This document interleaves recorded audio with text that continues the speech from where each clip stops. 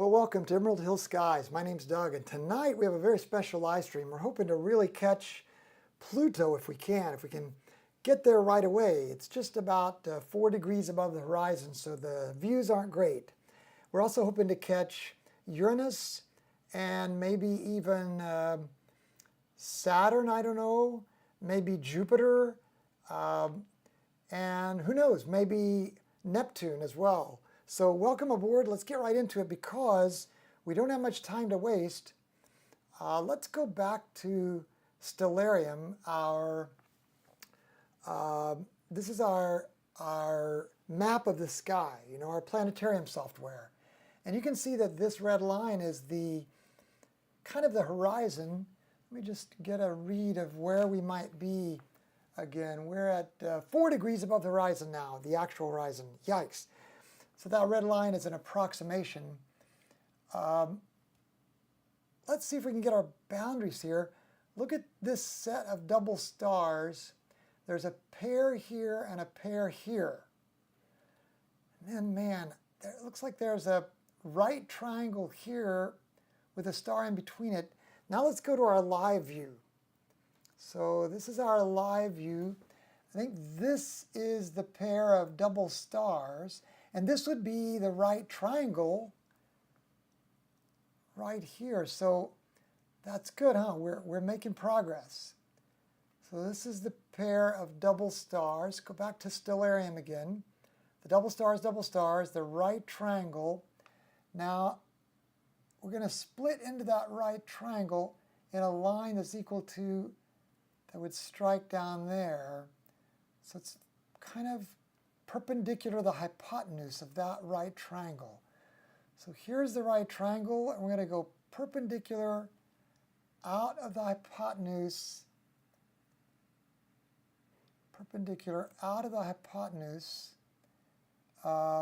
we go past 2 stars, and it's about double. So those are those stars. So we're looking at somewhere right around in here. Wow. So I think, let me get the sky a little bit darker. I think if we use our imagination, the right triangle, come out perpendicular until it hits a line made down here. Now, we have these 3 in sort of a bow and arrow style. Let's go find those real quick. Here's the right triangle. There are the 3 in the bow and arrow style. So it's a little bit shy of those. It's not quite equal to where the arrow would be. So we're talking about, oh, I think right here. Boy, it's very dim, isn't it? Woo, it's just right there in the confetti. There's a little bit of noise pollution, and it's so low in the sky. But right there is Pluto. Let's zoom a little bit more. There's a little bit of mottling. I think that's it right there. A little bit of mottling. Yeah, there you go. That's Pluto. I wonder what magnitude that's shining. Looks like the guess would be around 15th magnitude. Yeah, again, here's the right triangle coming out perpendicular to a point where these come down.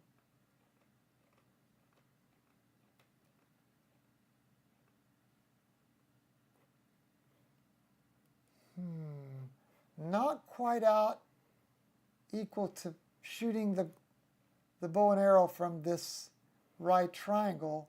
Instead, a little bit shy. So here's this splotch right here. See that splotch right there? That is Pluto. Right here. And what's cool is that little pinpoint out in front of it is Charon. So there's Pluto. And there's Charon. There's a lot of mottling in the sky, a lot of that confetti. Let me look over here. Larry, good to have you aboard. Ricky, good to have you aboard from Florida. Larry, we're looking at Pluto and the moon, Charon, C-H-A-R-O-N. How do we know that's it? Well, it's because these two pointer stars are pointing at it. This little bow and arrow shoots out to the left of it, coming out from this right triangle here, perpendicular.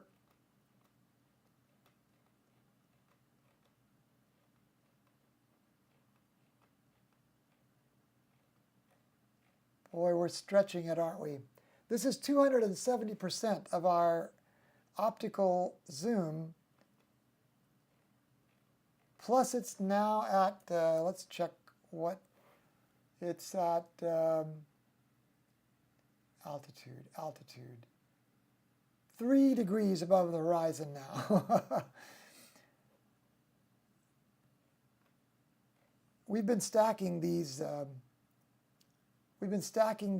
exposures. They're 20-second exposures at 100 gain, and we've been stacking them for 13 minutes.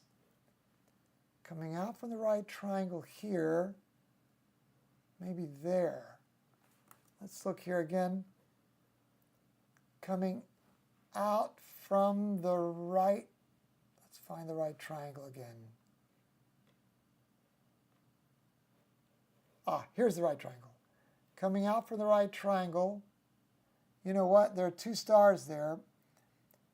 Just past the hypotenuse, there's a star, and we can sight directly through that.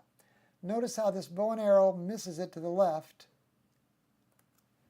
Okay, let's go here. Bow and arrow misses it to the left. Coming out from the right triangle, there are 2 stars. And there's a left and a right star. We're going to sight through the right star. Okay, so we're going to sight through that. And look, coming out, we're going to sight through the right. There are 2 stars here that it finds.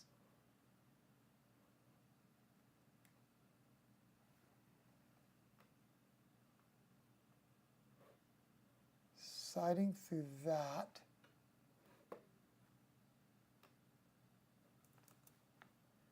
Sighting through the star. There's the right triangle. Sighting through the star on the right.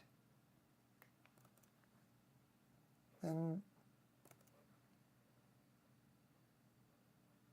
sighting through the star on the right.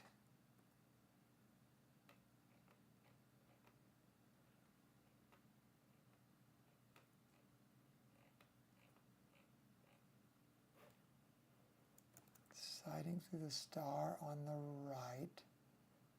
Here are these 2 stars. Now look how there's 1, 2, 3 in a row. It's between those 3 in a row. We're at the limits of our horizon here, aren't we? So much confetti. And that confetti is the grain from the thickness of the atmospheres we're looking through.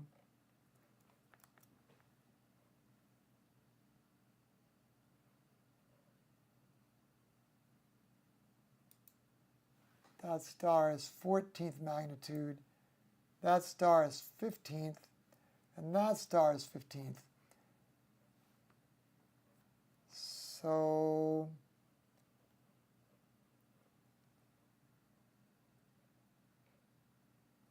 here we go. There's one. There's one.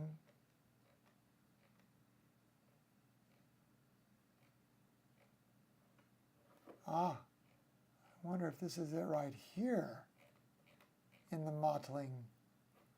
Yeah, because here we're sighting through that. Oh boy, so much pressure.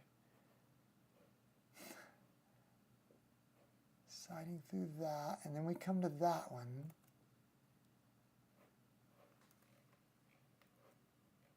Siding through that, and then we come to that one.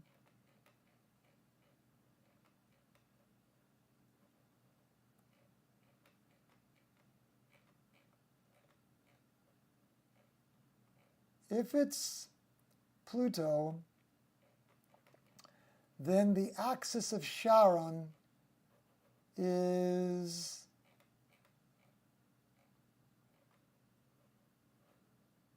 even with the corner of the right triangle. So let's zoom in.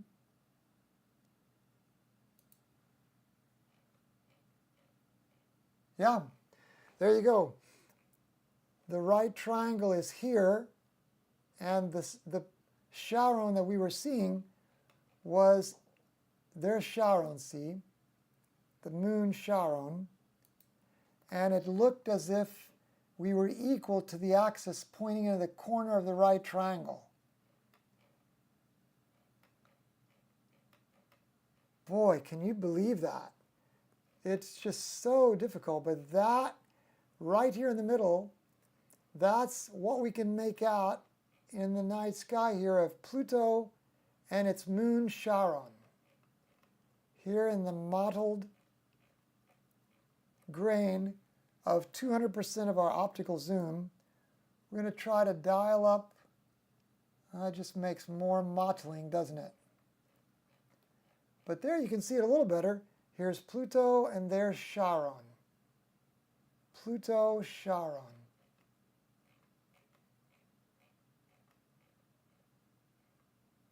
Well, welcome, David. Good to have you on the board from St. Cecile.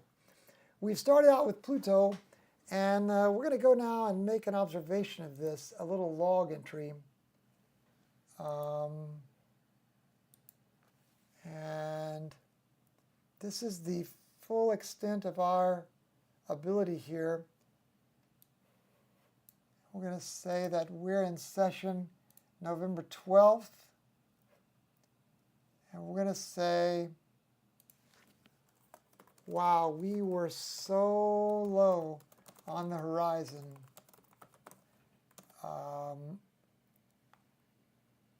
Altitude was 2 degrees above the horizon. That's crazy. 2 degrees above the horizon.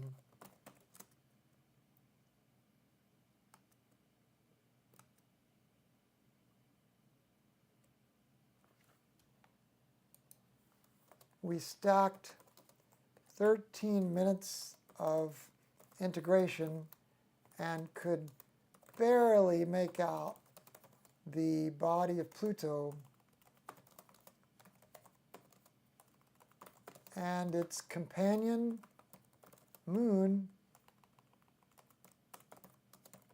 Charon. You know, Charon is the biggest moon. Comparatively speaking to Pluto, it's the biggest moon in the solar system, I think. Boy, now you can see it a little better. Watch when we back off. If you use your imagination right there. All right. There's Pluto. Thank you guys for being here. If you have not yet told us where you're logged on from, we would invite you to do that. This is the very limit of our capabilities here. Let's stop our live stacking and go to the next target.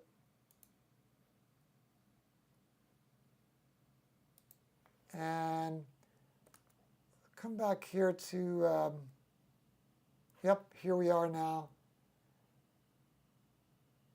showing that we're into the, so let's get to our next target right away, which would be, let's try going to, let's go to,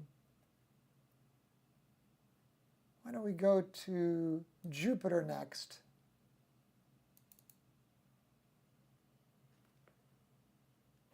We are so zoomed in.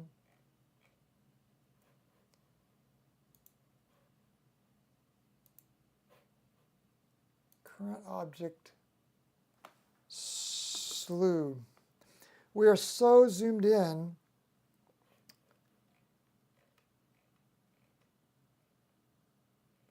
There you can see a live view of our RASA 11 slewing to go try to find Jupiter. Jupiter is currently over the east-southeast horizon. So we've got to cover quite a bit of ground. East to southeast. It's pretty high up in the sky. It's at 54 degrees. So about halfway up to the zenith. The zenith being the tip-top point. Over in the right-hand corner there, you can see a live view from our sky cam. It's a ZWO ASI2600MC monochrome. And then on the left, you see a live view of the scope from our, it's kind of a security camera. There's no moon tonight. We have absolutely no moon. But that security camera is sort of, it has like a night vision, you know. Let's go back to,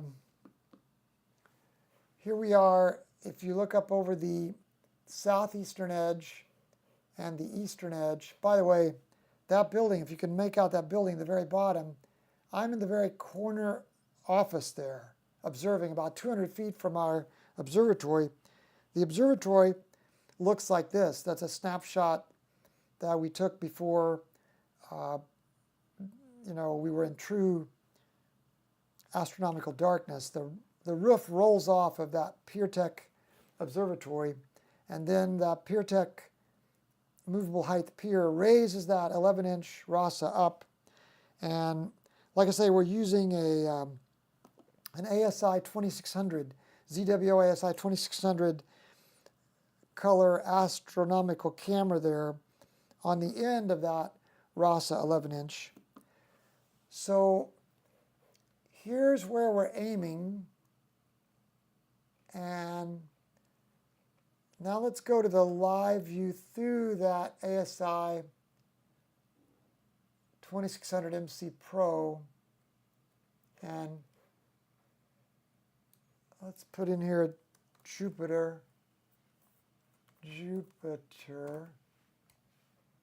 And wow, it's bright, isn't it?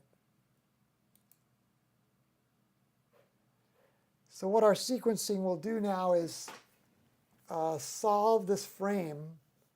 And what I mean by that, by plate solving, is that it will take a picture through the telescope and compare it to the file photos that it has of the night sky.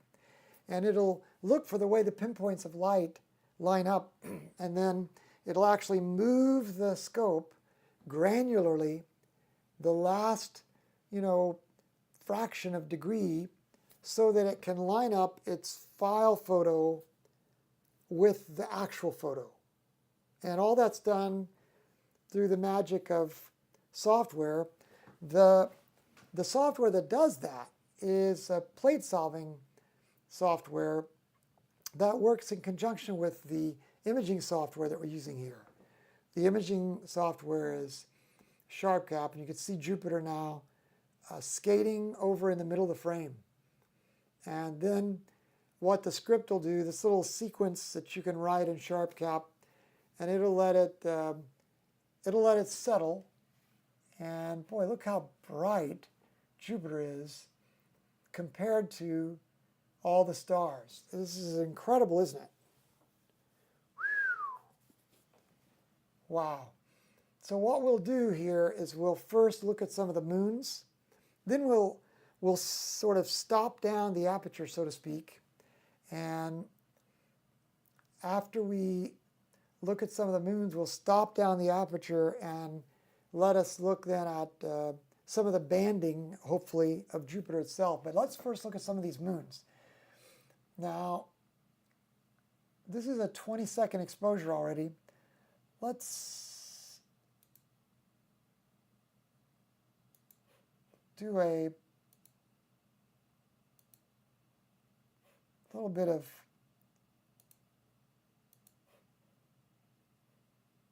sorting out of our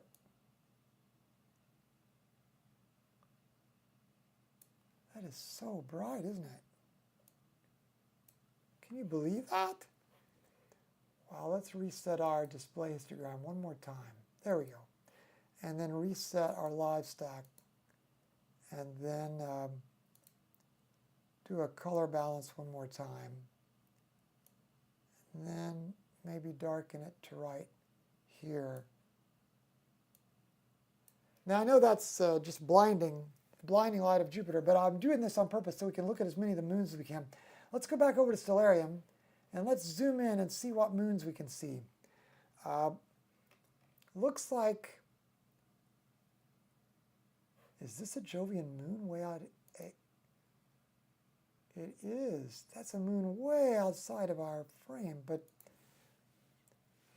the main moons, it looks like, are kind of in a plane here. This is not a moon, I trust. No, that's a star. Okay, so in this order, let's go over here and take a look at this one. That's a star. So in this order, they would be Callisto,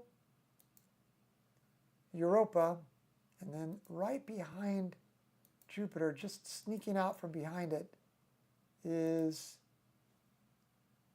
Io. So Callisto, Europa, Io, and Ganymede. Callisto, Europa, Io, and Ganymede. Now these are stars, right? I think those are all going to be stars.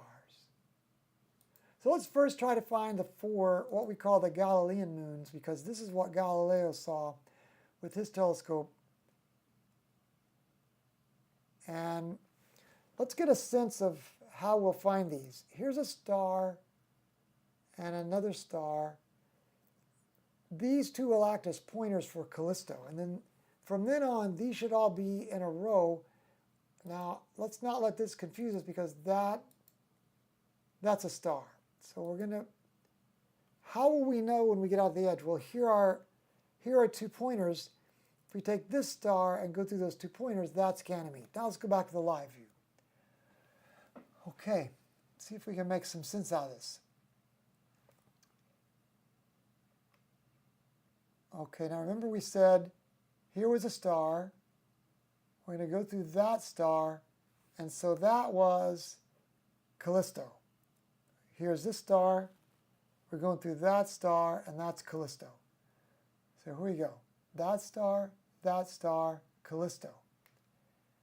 Now, then we said, remember, that if we sight along this star through 2 stars, and they are 14 and 15 magnitudes, so they're going to be very, very dim.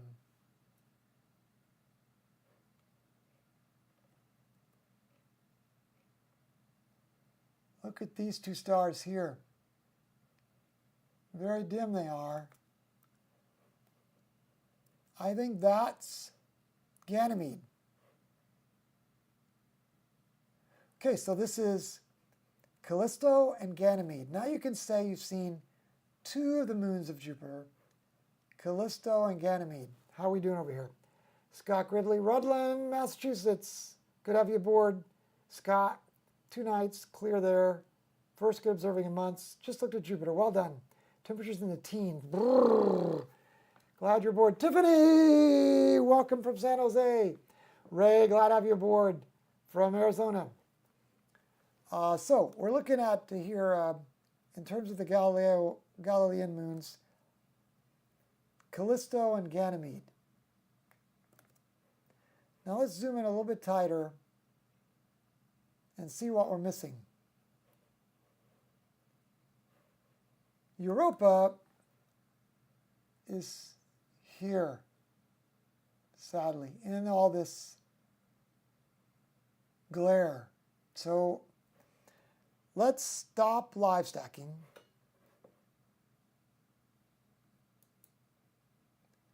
And let's go down again to about 2 seconds.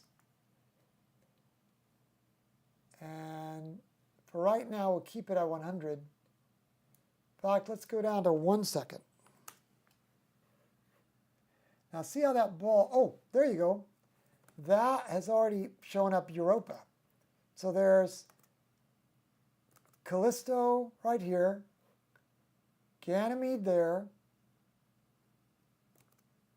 Europa is here. Now the challenge is going to be, can we make out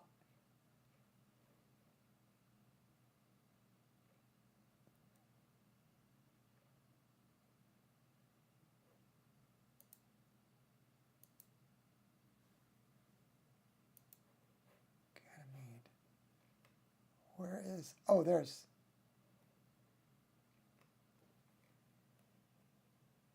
is Io one of these then? No. Where's Io? Should be able to see.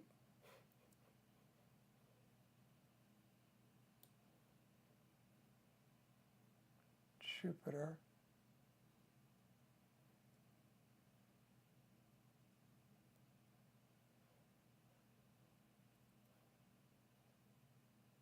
Are those moons not on our cosmic? Let's look up number 88 in our cosmic challenge book. 88. All they've got is Jupiter's great red spot.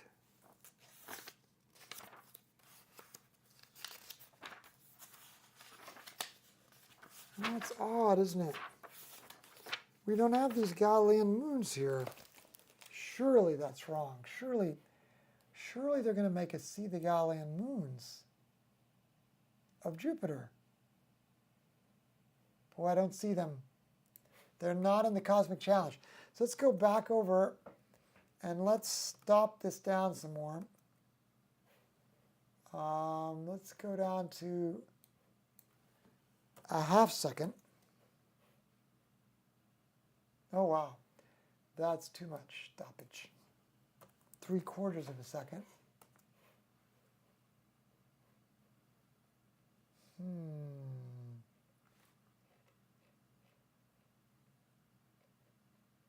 Wow.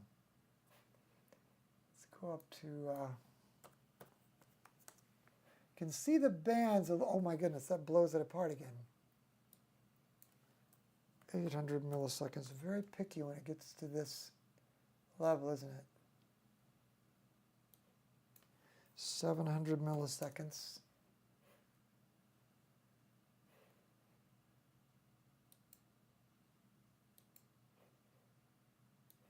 Huh. 600 milliseconds.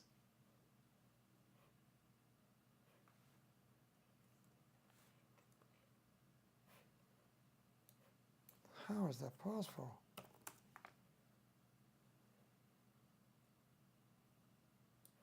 It's almost real time. 300 milliseconds. 200 milliseconds.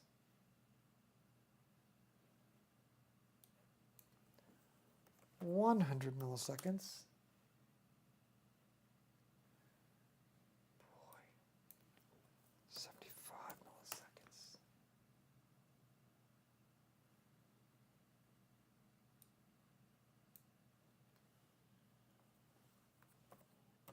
50 milliseconds. Do I hear 25 milliseconds? There, the moons are starting to disappear, but we're still glaring so much.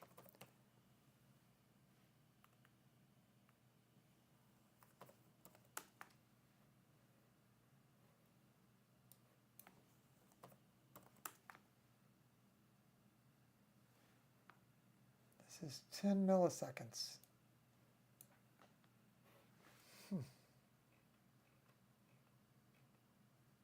Now that's 100%.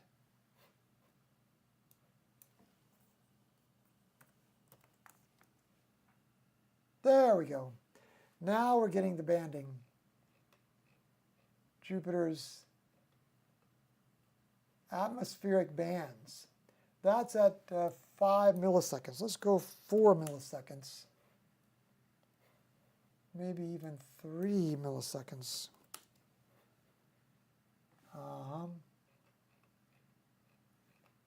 And there's the great red spot.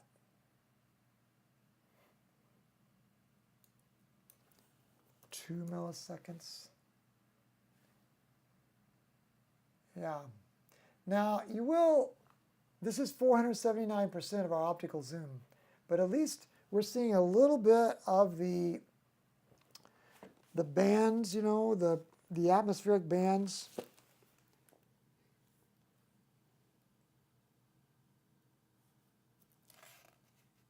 Great red spots, 25,000 miles, 20 to 25,000 miles wide. So it's right here.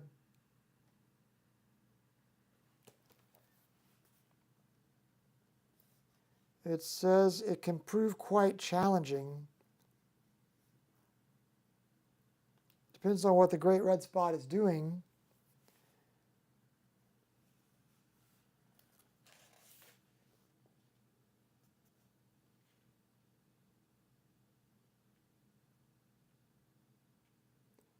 It rotates so quickly, the red spot just takes 10 hours to make a complete rotation.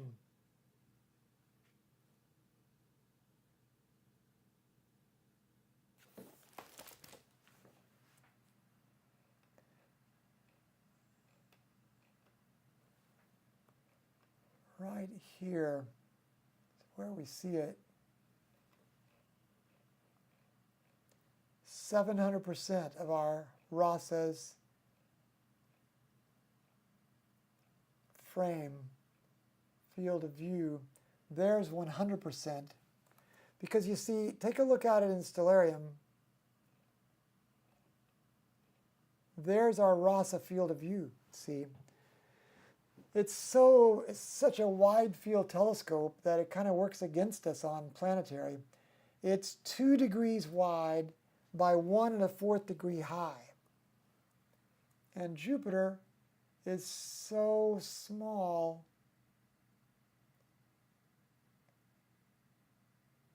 Angular diameter, I mean, it's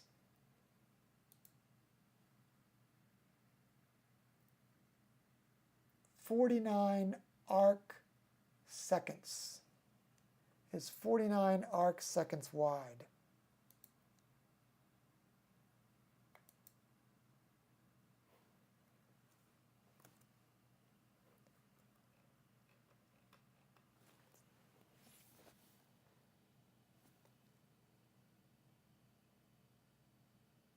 Oh, Io is now behind Jupiter, Scott says.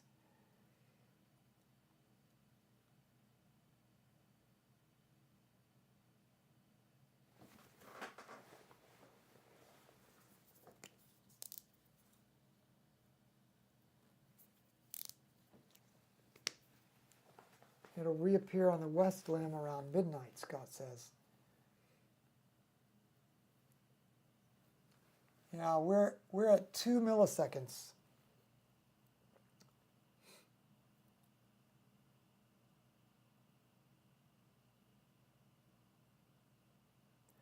Quantum Space says try to refocus, but I don't think it's a question of refocusing right now.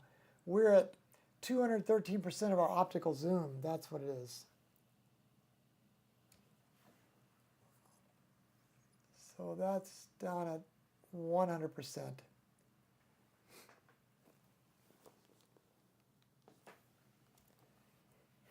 All right, we're going to do a quick little log here of Jupiter.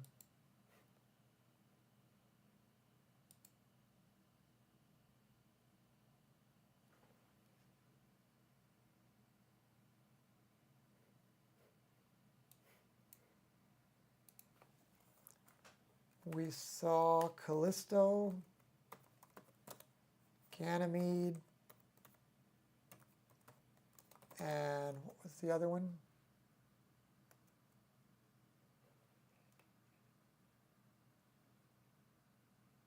Europa. And Europa, but missed Io or Io as it slid around the backside. Could see the banding.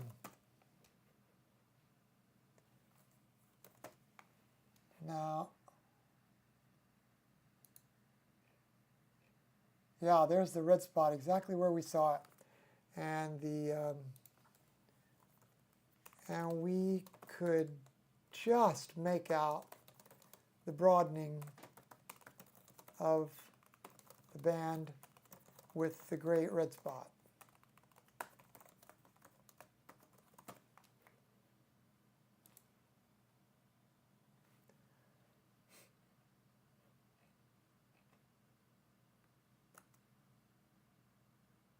Back to our live view one more time.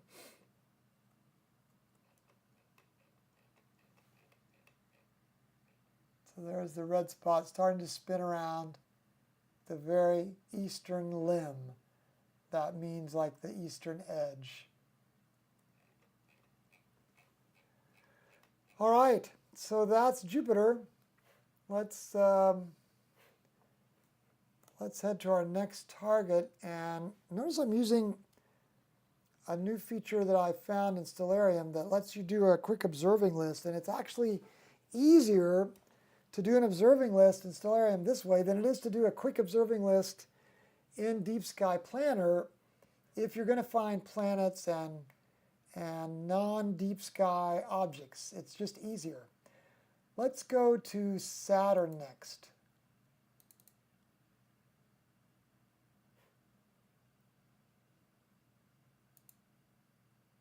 And we'll slew to that.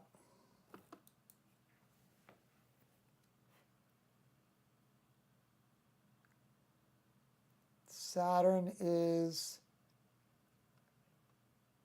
sort of due southwest, so back over in the part of the sky where we were, as a matter of fact. But it's higher. Saturn is at 26 degrees for us here at Emerald Hill Skies tonight. And you can see over to the right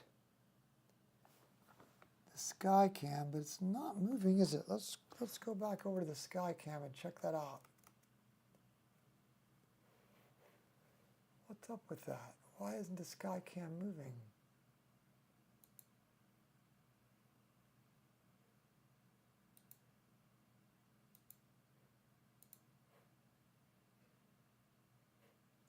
Okay, we'll sort of reinitiate that and let that settle in again.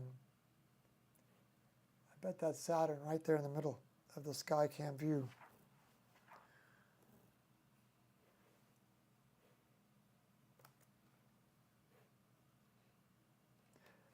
Okay, so for context, we're looking almost due southwest.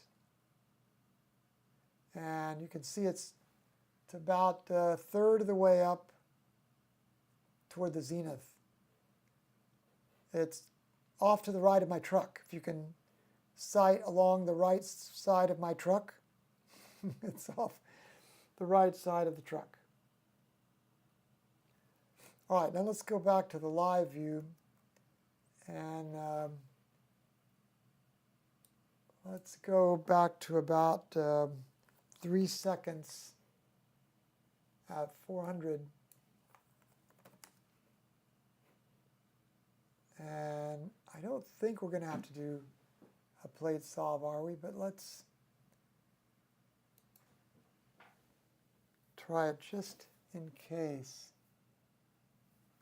because we did cover a lot of the sky. The 178 rides on top of the scope. It's on that equipment plate you see on the left side of the screen. And on the right side of the screen, it's pictured in a different way. The ZWO ASI2600MC monochrome camera is actually in front. Little red camera, and then we have it wrapped with a dew band so we can keep the dew off of it on a moist night.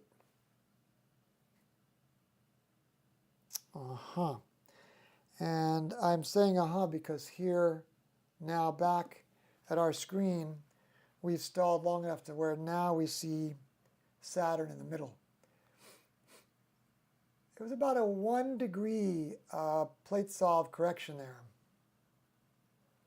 All right, so I don't think we're going to have to stack this again even to see the moons that we're looking for. Let's zoom in here and start getting a picture. Now we might have had the temperatures go down to where we're starting to have a little bit of focus issue. Let's go back to Stellarium and zoom in on Saturn and look at the moons we can see. As you can see, Saturn is just jam-packed with moons. How many moons does Saturn have? I think it's like 80-ish, isn't it?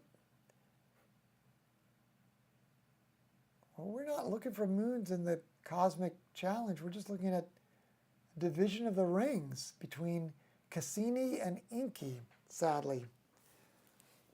So we're not going to see a lot about the rings here. I mean the moons.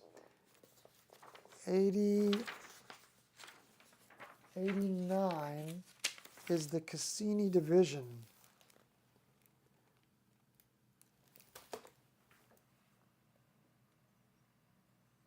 But while we're at it, let's take a quick look at the moons, just because we're here. Looks like we ought to be able to see Titan. And how will we know that we're seeing Titan? Let's notice that this star and Titan and this star make kind of 3 in a row. They're pretty bright. This is a mag. Oh, not that bright. This is a 12. And that star is a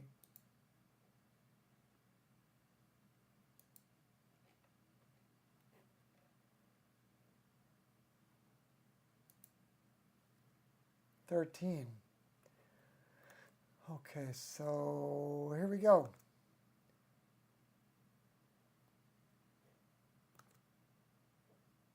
Yeah, so I think, let's be sure.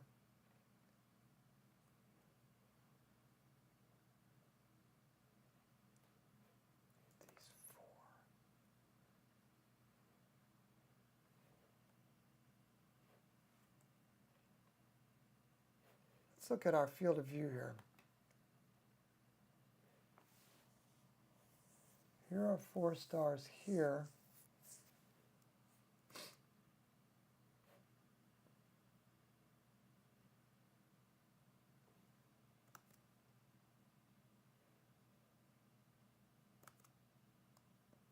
Okay, so we're going to guess that this is Titan.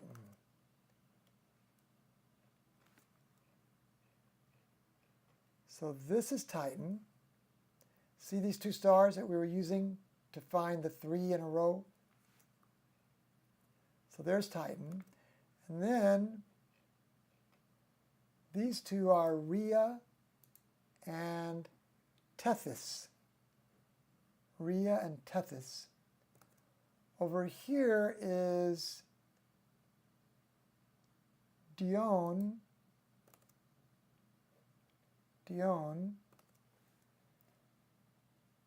That's a star. Here is Hyperion. Hyperion's barely visible right here. And there is Iapetus.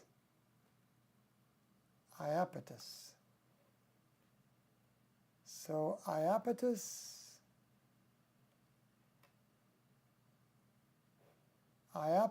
Hyperion, Dione. Iapetus, Hyperion, Dione. No, that's the star. Hyperion is this. Hyperion's right there. Now let's stop our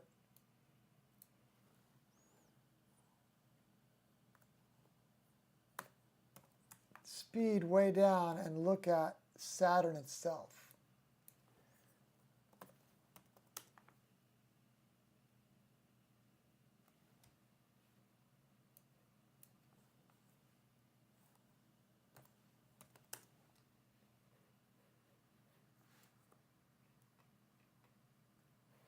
Boy, it's boiling, isn't it?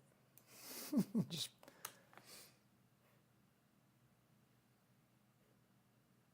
look at that. So we're at 350%.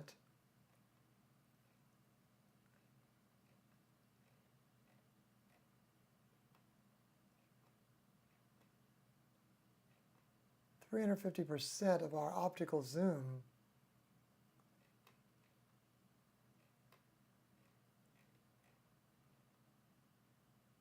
Fairly noisy atmosphere tonight, huh?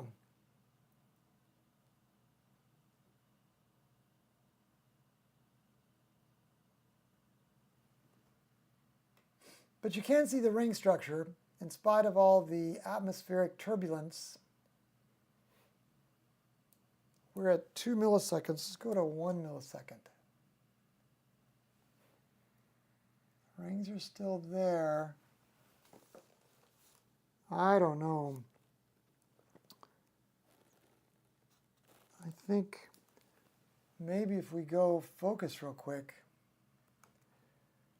let's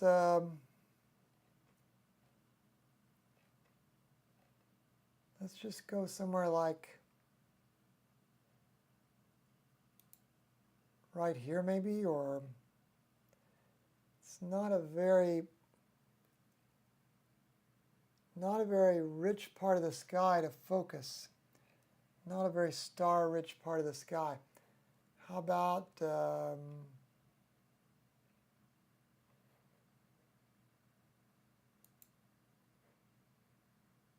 that should be enough.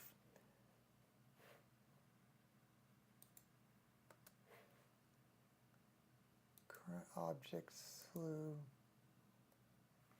Let's go back to the scope live and put it back on 3 seconds.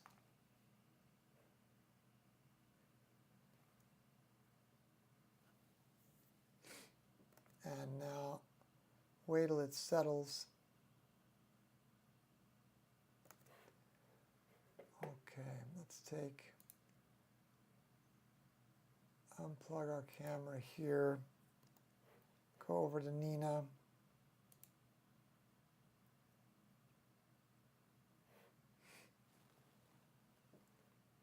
Say hello to the, I wonder if we're going to have to disconnect the focuser.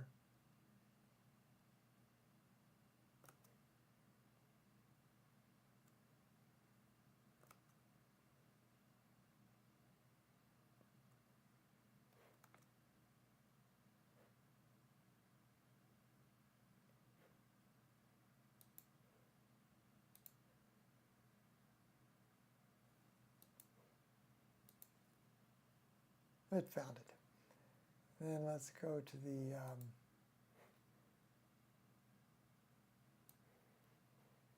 had a nice parabola tonight when we started. So this is the automated focusing routine in Nina.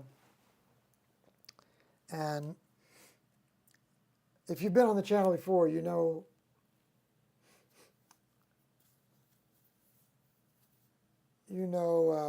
how this focusing routine works.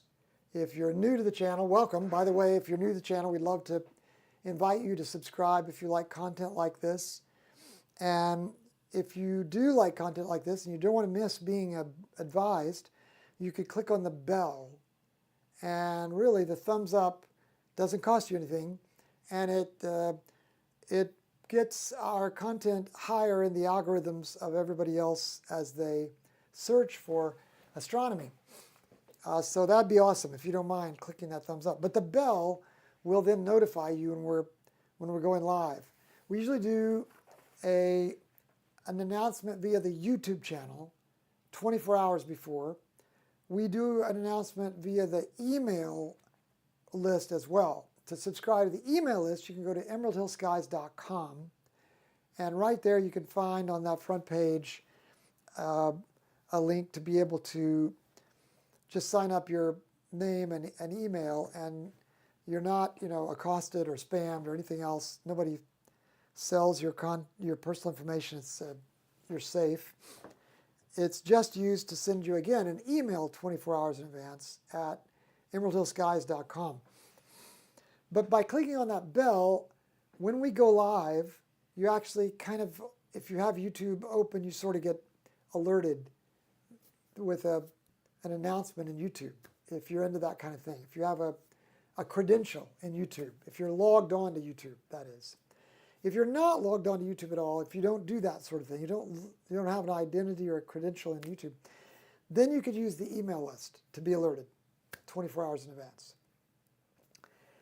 Sometimes the weather pattern changes, and we'll use the email again as well as the YouTube announcement to let you know when that happens.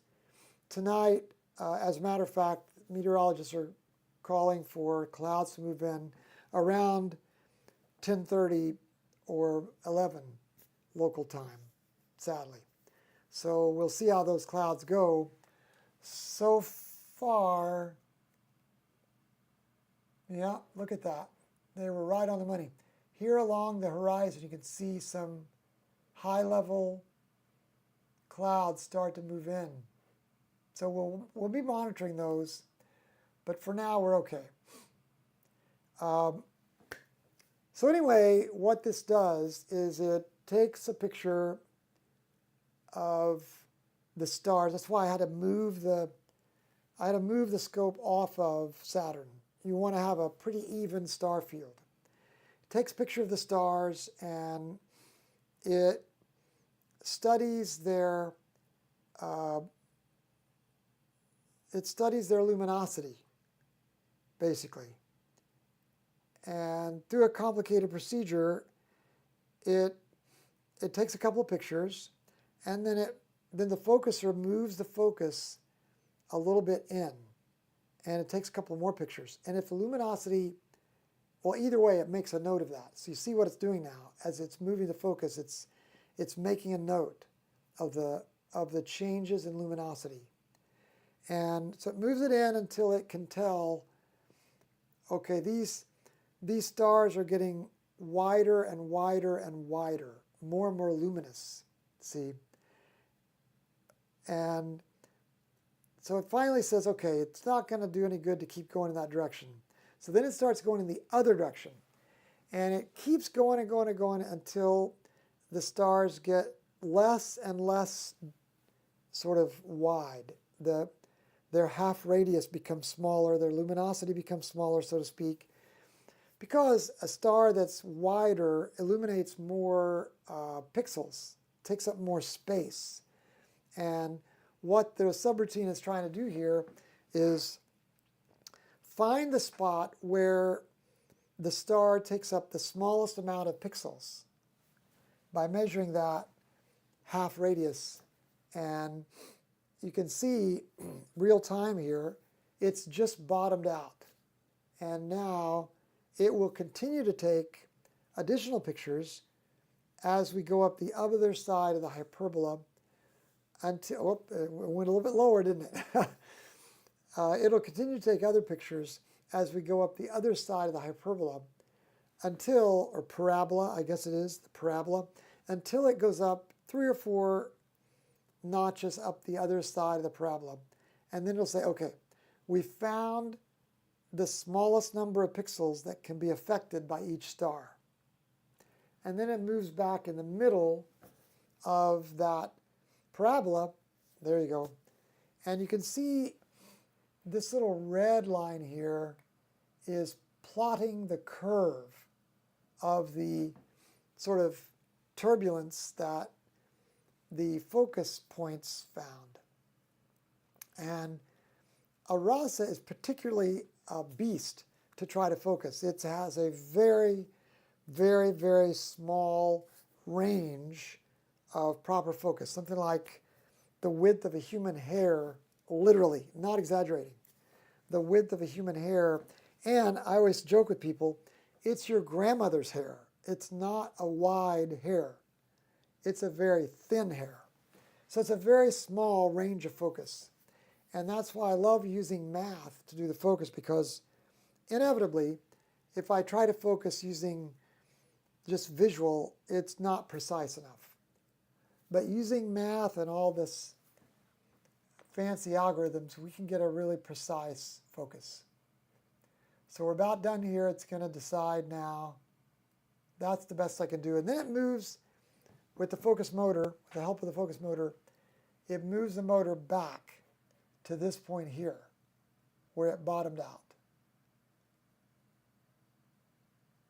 And once it moves it back, it ends the subroutine.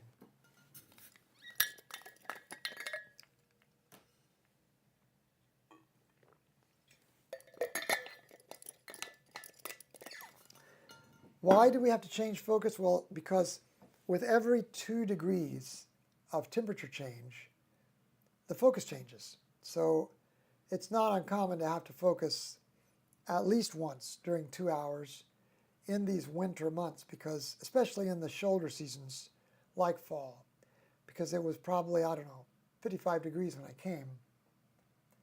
And now I'm guessing it's probably 50 degrees or less. Let me look at my watch. 44 degrees out there now.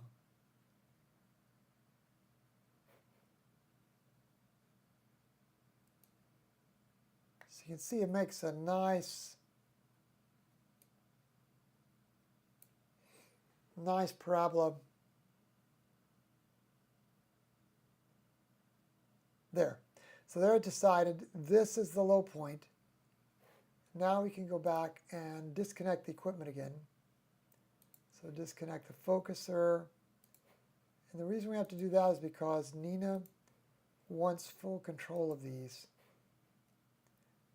Nina is another astronomy program. It's actually a little better at astrophotography.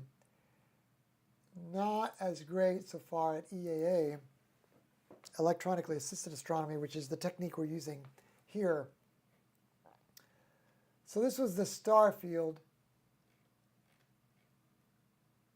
And there's 100%. So now you can see we're really at a good looking focus now.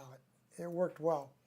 Let's go back to our stellarium and we'll bring up our go to Saturn again. And now using stellarium, we'll say slew to the current object. And here's the RASA. You can see it's meandering back over.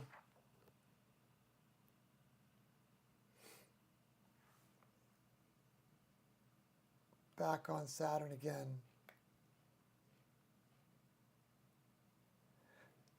And again, it's Titan to Iapetus. So on the Titan side, you've got Titan and then Rhea and Tethys. So let's go look at those.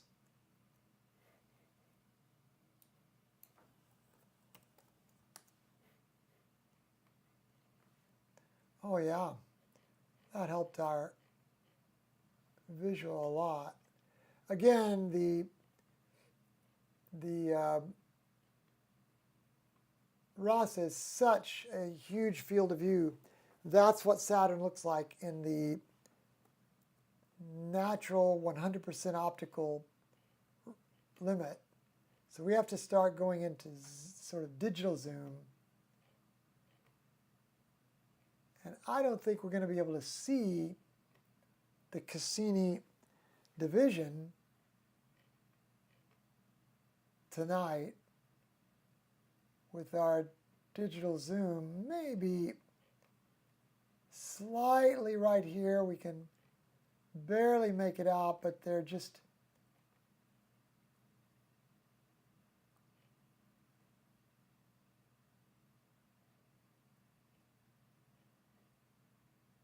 just barely.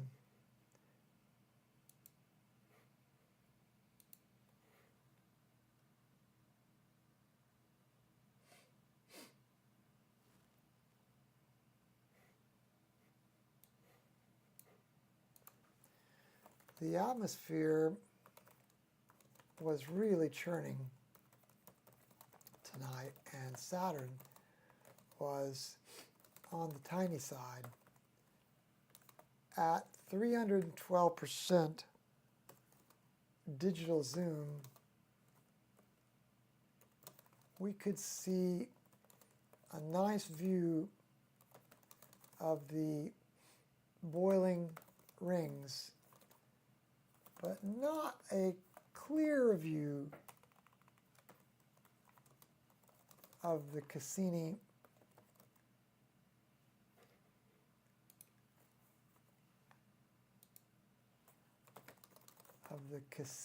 division.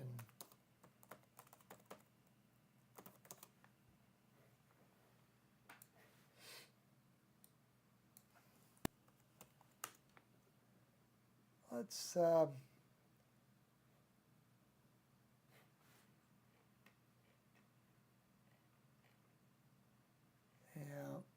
we would be using a lot of imagination, wouldn't we? Ray, what's the longest focal length you have? You have I think you said you had a scope with 1,000 focal length. You know, because the RASA focal length is what, 610, I think. Just not perfect, just too big of a field of view. Now there we're seeing maybe just a little bit. Let's see, 0.8 milliseconds. It's going to make it too dim, I think.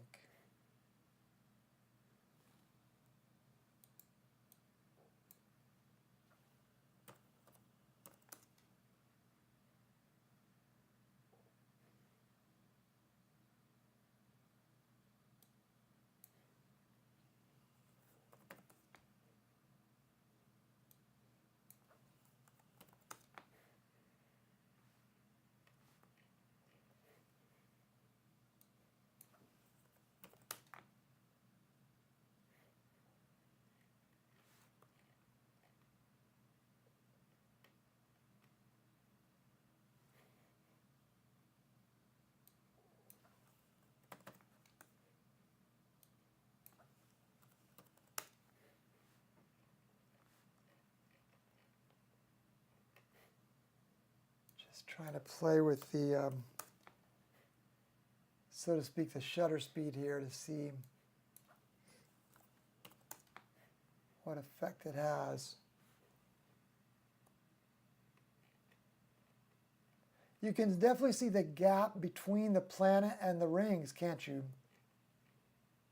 Just not with this scope, which has such a wide field of view. Not really a great match tonight for Saturn, so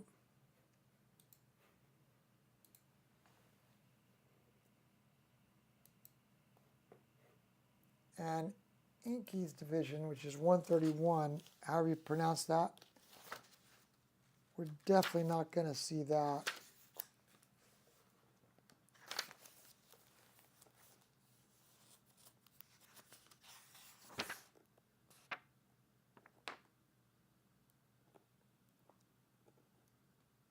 We need a longer focal length.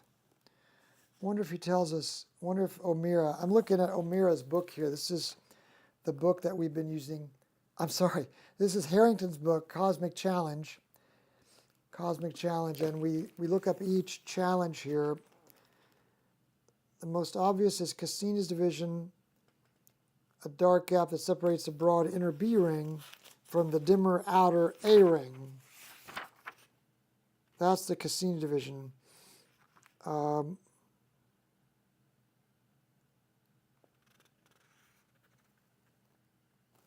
We need a little longer focal length because our RASA is just such a wide field.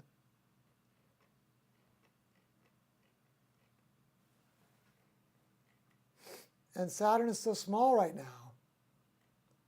You know, it varies by size tremendously based on where it is in its orbit. So let's call that where it is. And let's head to our next target, which is, we did see several moons, didn't we? Let's go back and look at the moons real quick, one more time. That was like 2 seconds at 400.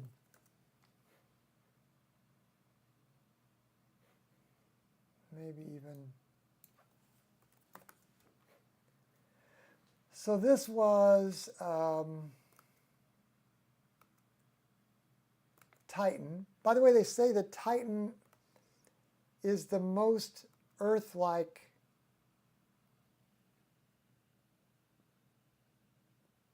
heavenly body, you know, in our solar system. It has oceans, for instance, just like Earth. I think it's the only other planet that has oceans. Now, its ocean doesn't have as much oxygen. It's loaded with methane. So it would be bad to breathe. I think it would poison us. And it's also very cold. But it at least has oceans underneath the pack of ice. So that's Titan. And then that's Rhea and Tethys is right here. Rhea and Tethys. And then this is Dione, and there's Iapetus. And then we'll add another second and see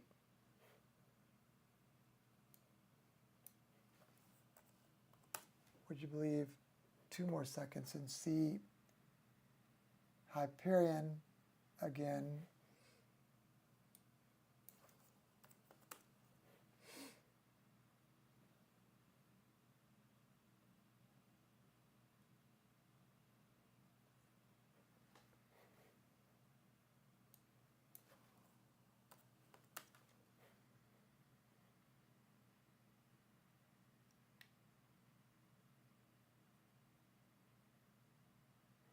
There's Hyperion right there. The rest of these are stars. I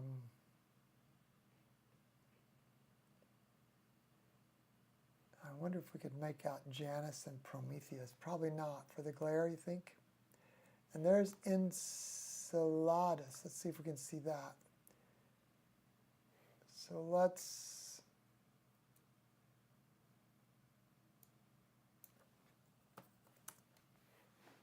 it's going to make the planets so much brighter, and they're going to be just lost in the glare, I think. Yeah. So that's the best we can do for tonight. It's not bad though. 1, 2, 3, 4, 5, 6 moons of Saturn easily acquired there. Right. Oh, you have 2,350 focal length. Wow. So I bet that's a beautiful view of the planets. I bet you have a beautiful view of Saturn, Ray. A 9¼ inch edge. 2,350 millimeter focal length. So that's 4 times, right? No, 6 times. No, yeah, 4 times. 4 times this focal length of this RASA. So your field of view must be like looking through a straw, you know. I'm curious if your field of view is kind of like this, I bet. So anyway, let's go back now to Stellarium, and we're we'll call up our list here real quick. So we were at Pluto, Jupiter, and Saturn. Now let's try Uranus.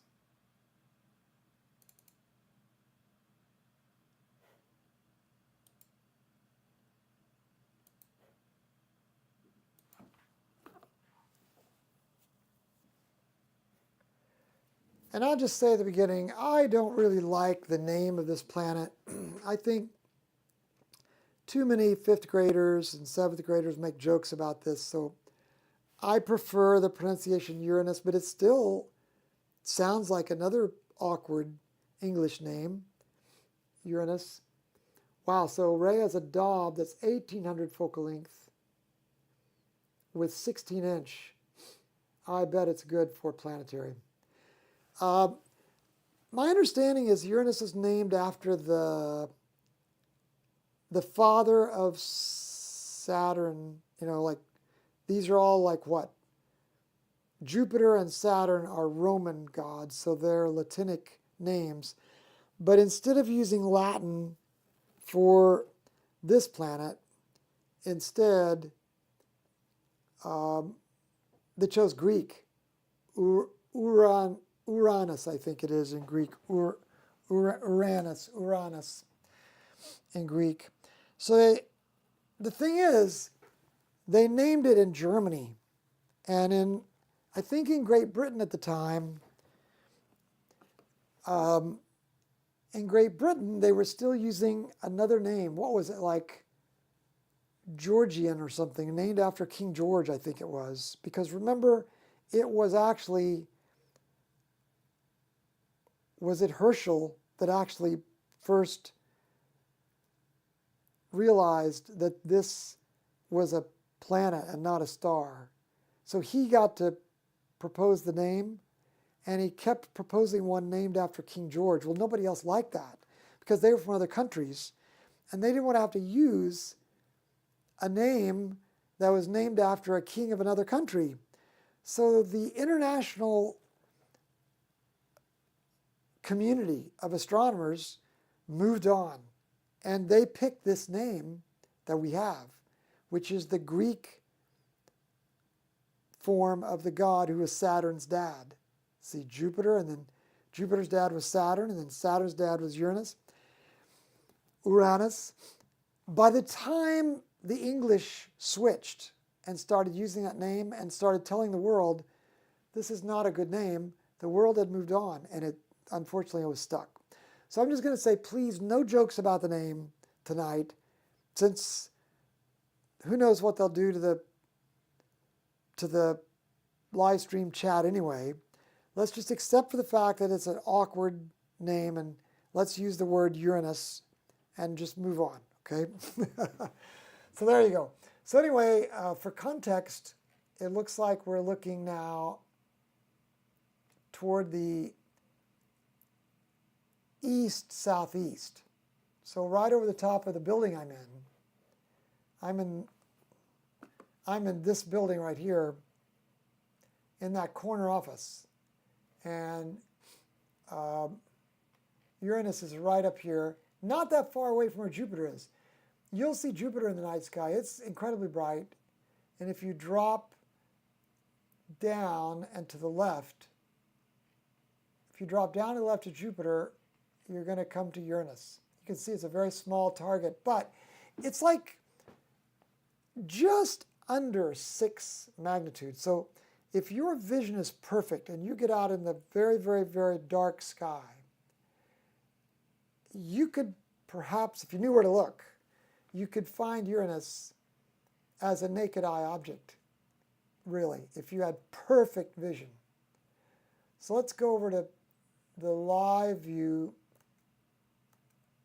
and do a plate solve real quick, just so that can happen. Now, Uranus happens to be a very special place tonight.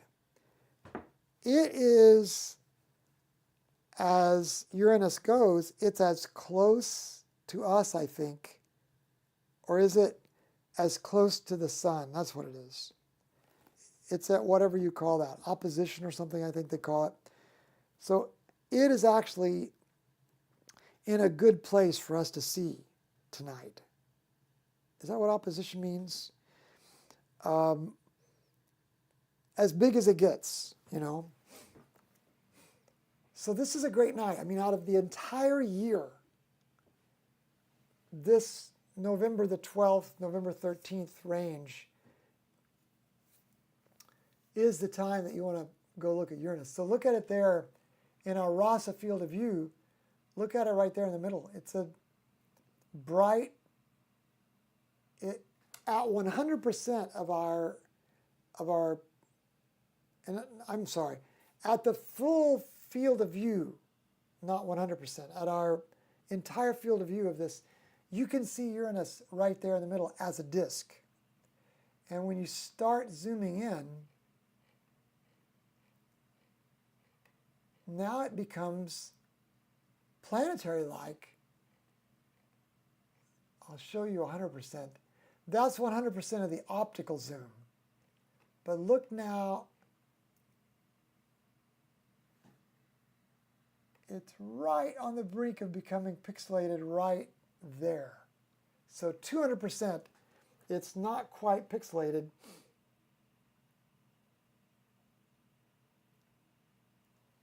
Dean says a lot of jokes about, yeah, the moon as well. We're not going to make those either. All right, so let's get a sense of what we're looking at here. Because look, there are 4 things in a row that might be satellites. Let's go over to Stellarium. Oh, that's a star. So it's masquerading as a moon, but we're going to have to be much closer. So how will we know? These are 13th magnitude stars. Let's look at these 2 stars and this little triangle here, which encompasses that. Okay, let's go back over and see if we can find that.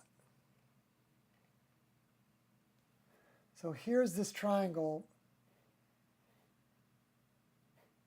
I think.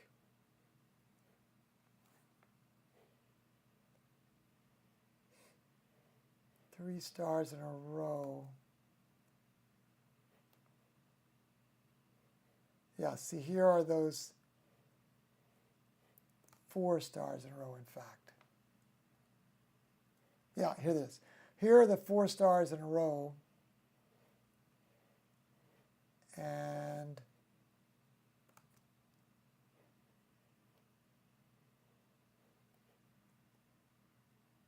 whoop, I did it again. I keep doing that.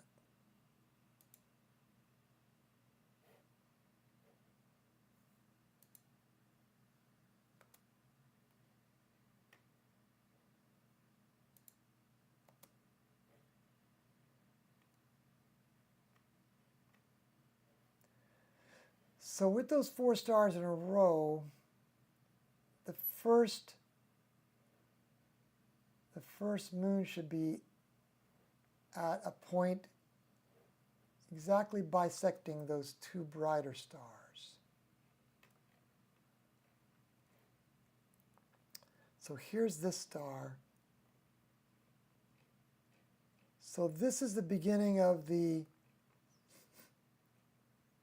Uranus moons. So now let's look and see what they are. The first one is Titania. You notice how the names of the moons are different. They correspond to characters in Shakespearean plays. Here we've got Ariel. Oh, that's a different play. So Titania, Ariel, and then we might be able to see Umbriel.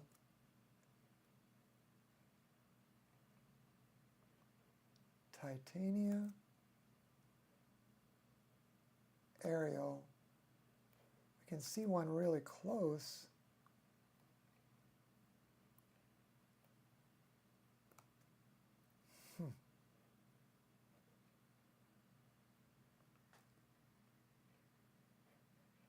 Oh wow, we're going to be able to see several.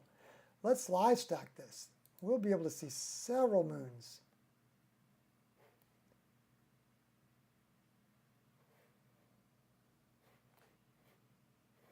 Let's do this and this and that, and then back this off, and then bring this up to here.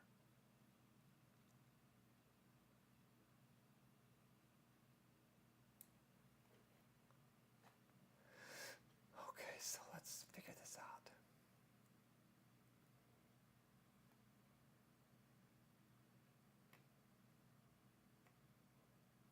These two and these two make a kind of a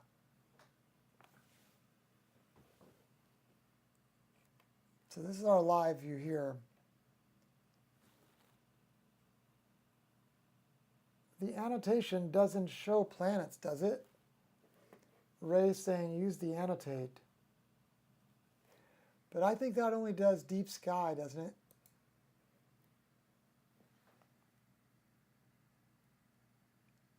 Deep sky annotation. I don't think there is a planetary. Yeah. It does point out Uranus, but it doesn't do moons.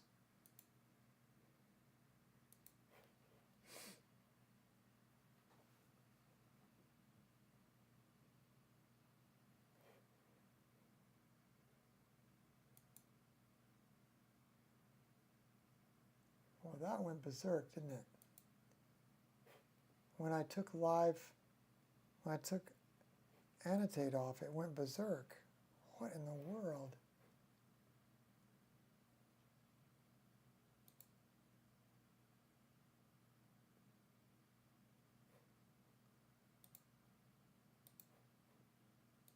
It's like it crashed. So evidently you can't take live stacking off in the middle. You can't take deep sky image annotation off while you're live stacking, because it has definitely crashed SharpCap. I am using a, like a beta. So that's unfortunate, isn't it? We're going to have to disconnect the camera.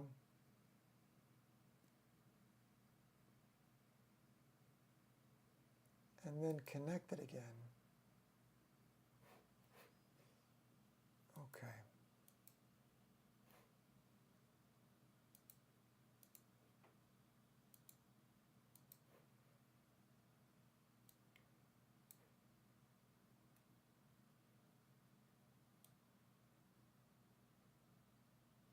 Where were we?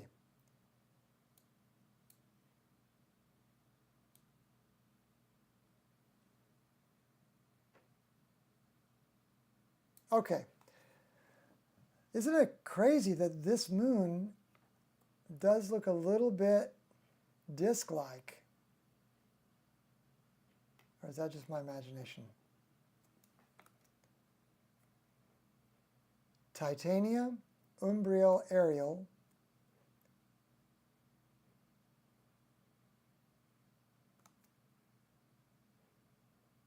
Titania, Umbriel, Ariel.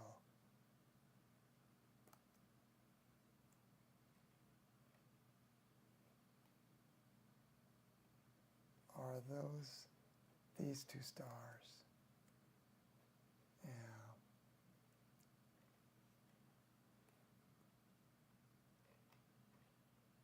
No. These two are the wider ones. Boy, it's a great view of Uranus tonight. This is live. Titania, Umbriel, Ariel, right?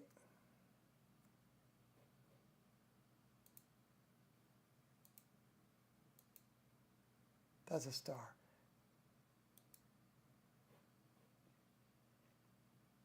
Yes. Titania, Umbria, Ariel.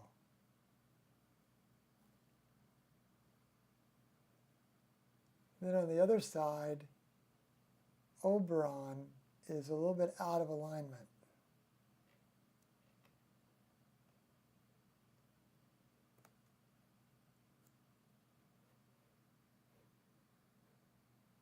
there's Oberon.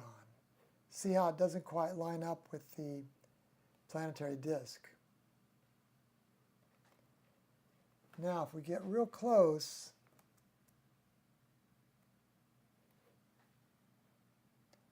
I wonder if that's Puck.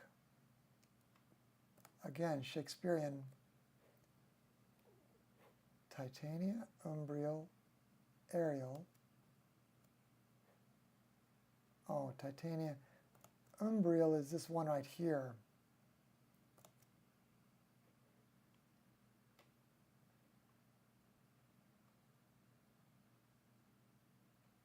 So why are we seeing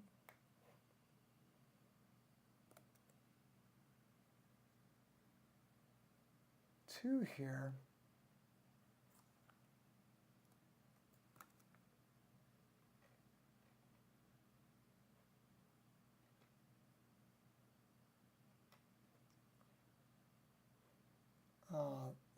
These stars, maybe? Yeah, those two stars and that. So let's recalibrate. This is titanium. This is Ariel. And that's Hyperon. They were closer than we thought, huh? And then this thing out here to the right,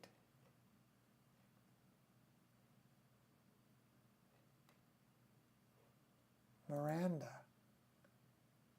You should have known it would be on the rights, because the Miranda rights, no.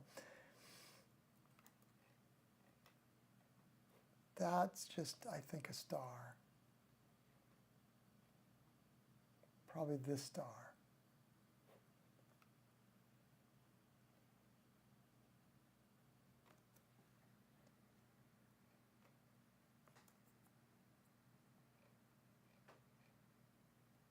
Titania,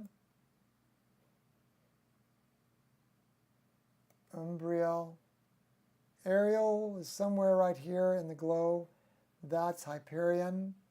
No. Yes, Oberon. Oberon.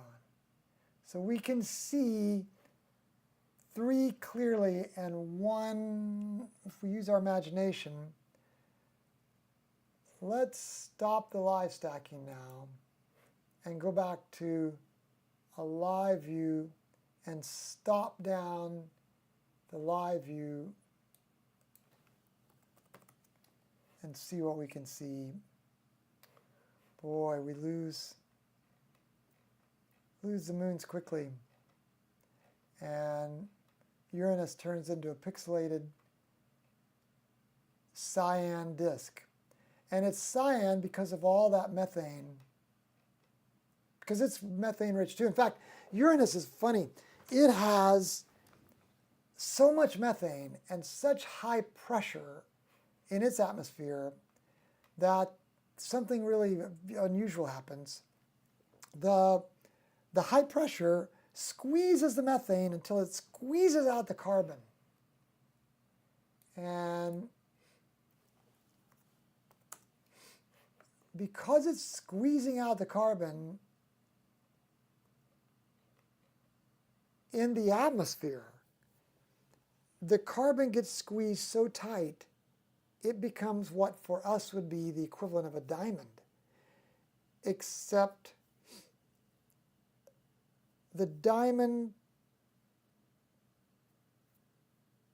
are like raindrops of diamond that then have enough gravity to fall, and when they fall, they sort of get heated up again and turn back into methane and circulate again. So it's actually a circulating kind of thing.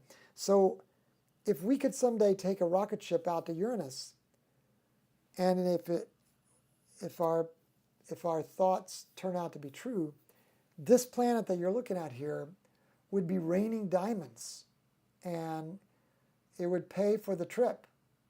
How about that?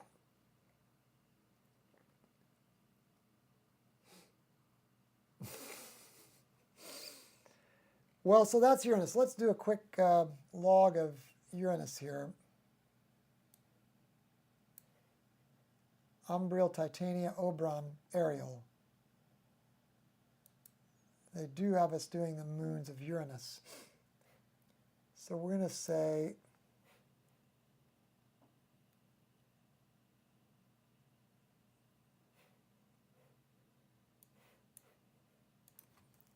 Ariel was our toughest challenge. We could barely see it making a bulge in Uranus's glare. And then Oberon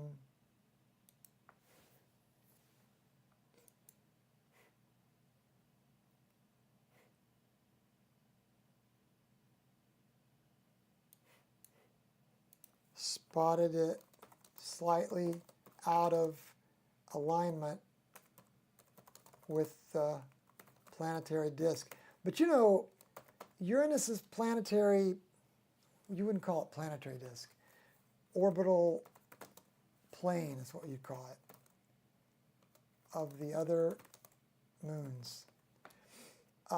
Uranus is funny because the planetary disk is the orbital plane of the moons, rather,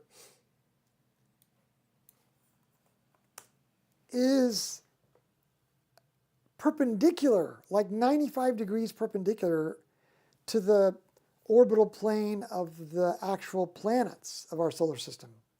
And there's no other planet that much out of alignment. So I'll tell you what else is weird. Because it's spinning perpendicularly, it means that sometimes the sun is shining right on Uranus's North Pole. And other times of the year, the sun's shining on the South Pole. So it messes up the season something terribly. And because it's perpendicular in its axis, it means that through a lot of the orbit, which takes like, I don't know, how long does it take Uranus to go around the sun? It's like 84 years or something. It's like rolling around. It's like rolling around its orbit for much of its life. I mean, if you're 84 years old, you've seen a lot of that rolling going on. And I'll tell you what else is weird about Uranus. It has a magnetic field, just like the Earth does, for whatever reason. And I guess not that many planets have a magnetic field. But Uranus isn't messed up. If you used a compass, it would be defaulting so that the magnetic field is skewed way towards the North Pole, out of alignment. So you can't use a compass on Uranus, sorry to say. You'll have to use GPS, which it doesn't have GPS satellites. The other thing is, because it's skewed like that, we think that maybe it got hit by something. And when it got hit, apparently, it changed the core as to where it is inside of the planet. So the hard core is skewed up toward maybe the north a little bit. We think all these things. But you know what? Everything we know about Uranus, we learned in 45 hours. I am not making this up. Because it all happened, for the most part, when Voyager 2 spun by Uranus, and it was a 45-hour observing window before Voyager 2 was passed and couldn't do it anymore observing. We learned so much data in those 45 hours that we're still digesting it. And Voyager 2 passed Uranus in something like, I don't know, what was it? 1979 or something, I think. It passed Uranus already, I don't remember what year, it was like 1979, and then it went out farther, of course. So everything we learned was within 45 hours. This planet and this moon system that you're looking at. Pretty cool. All those weird, it's got to be the weirdest. This has got to be the weirdest planet, Uranus. It's got to be the weirdest planet of all of them.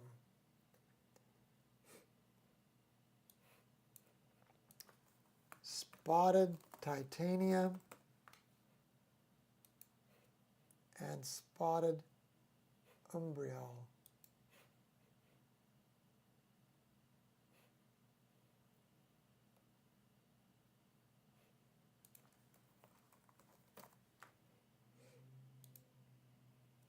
All right, let's go back to Stellarium now, and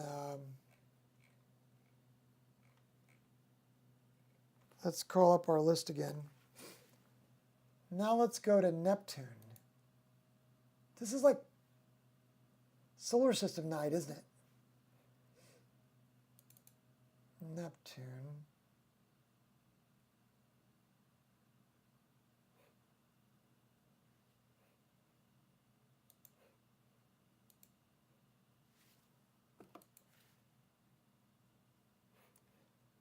And for context,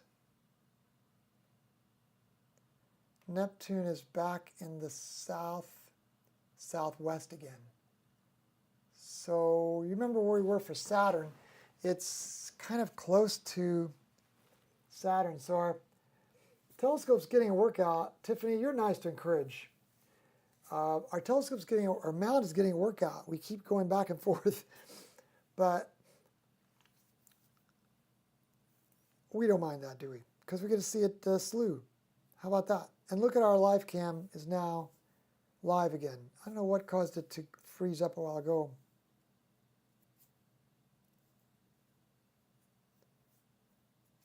So there we go. So for context, let's go over here and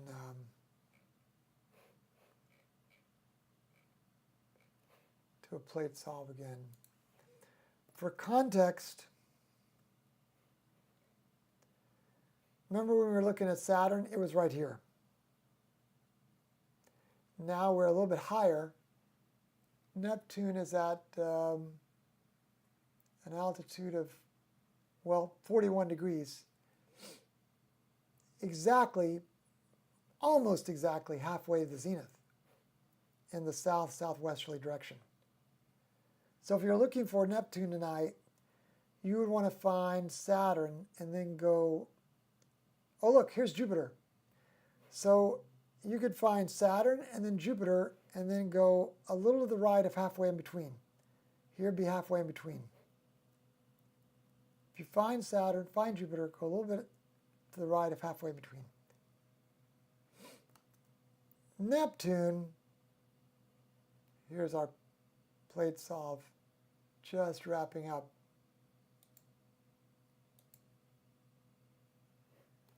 And that's probably Neptune right there in the middle.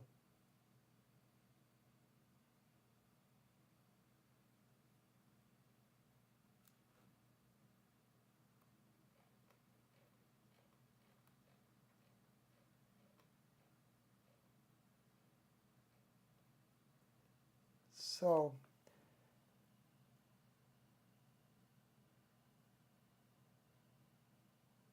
what do you suppose that is there? Somebody take a guess. I'll wait for you to answer. Can anybody guess what that little object is beside Neptune?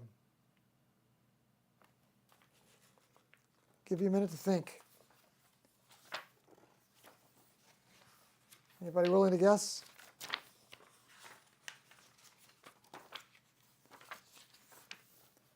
It's object number 156.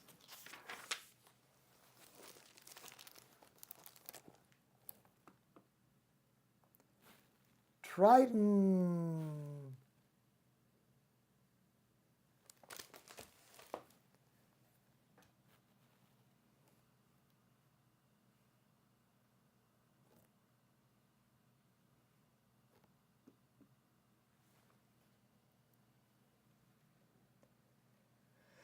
Boy, it's very, very visible, isn't it? Neptune and Triton.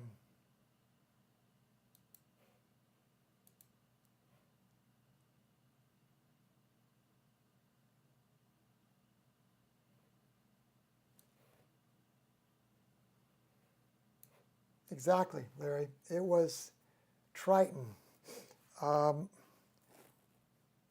Triton was so easy to observe. Let's go over to Stellarium, and let's use our little tool down here called, to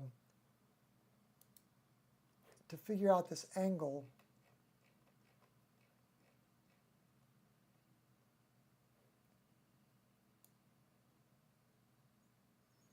It is 16 arc seconds. And see, we were observing during the Herschel 400, remember?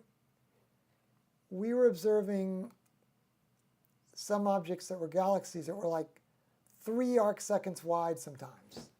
And this moon is 16 arc seconds out from Neptune.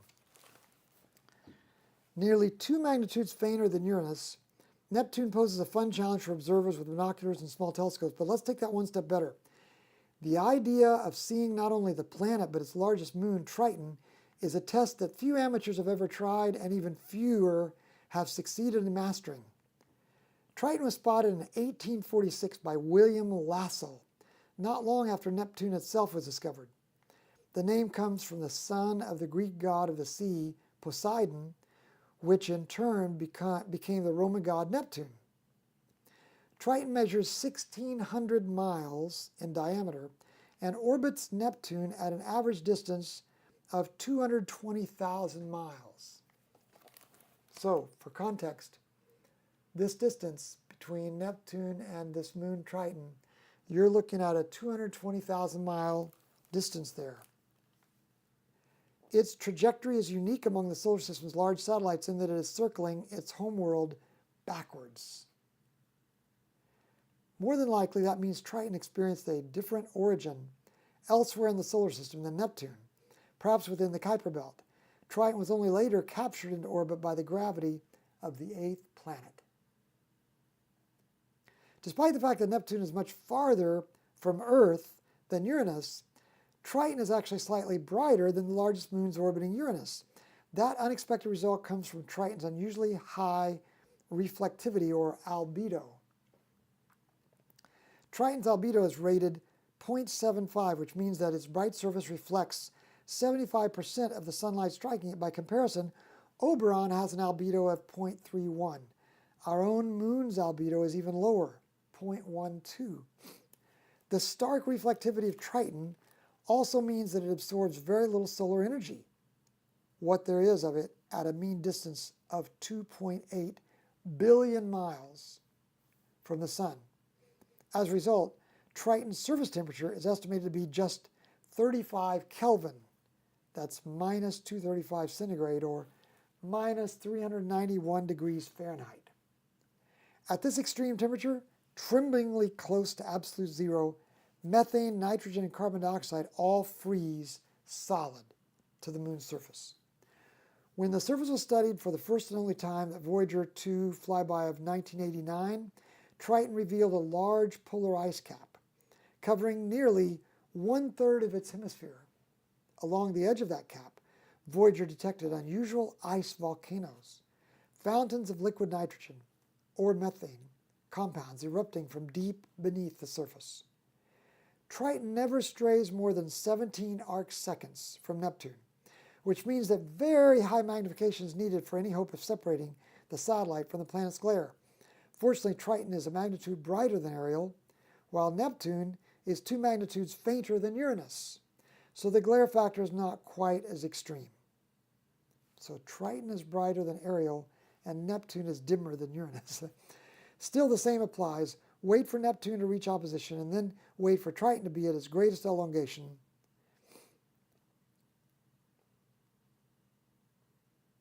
That's fun.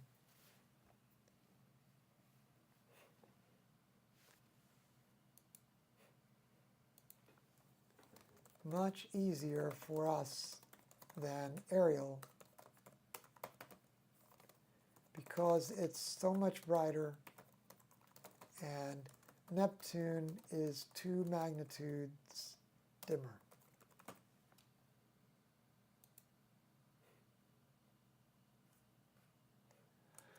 All right, back at our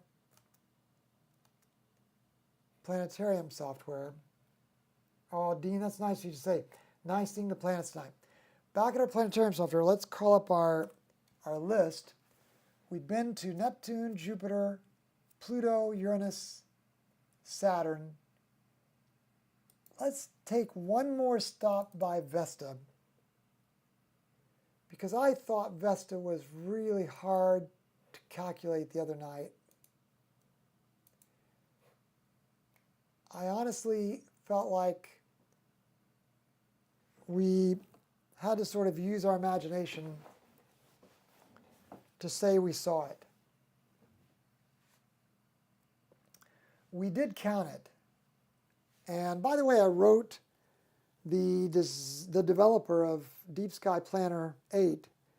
And you remember she wrote back right away and said, oh yeah, it should work. And I wrote her back and I said, Phyllis, there is something haywire about the way Deep Sky Planner 8 is able to absorb a log entry for Vesta. There's just something weird about it. And so she wrote back today and said, you know what, I'm going to look at it. So I think she's going to look at it and we'll get that fixed. Because right now I don't think you can even do a log entry for Vesta, the way it's set up. We'll try it again right now, if we can find Vesta. Okay, so for context, by the way, let's go over to SharpCap first and do a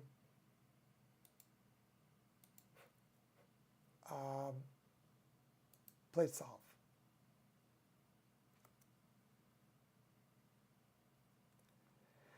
Now, for context, we're looking at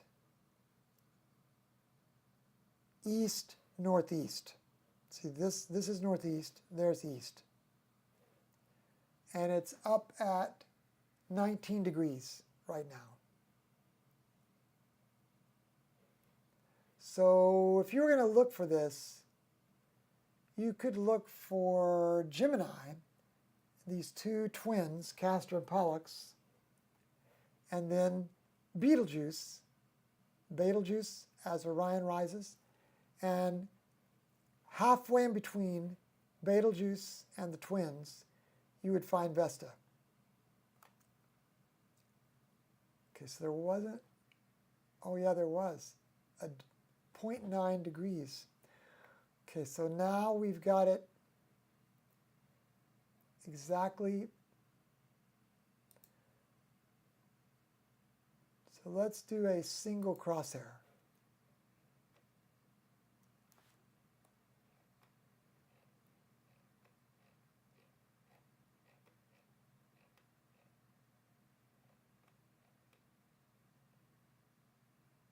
And you would think Vesta would be very close to the center of this crosshair.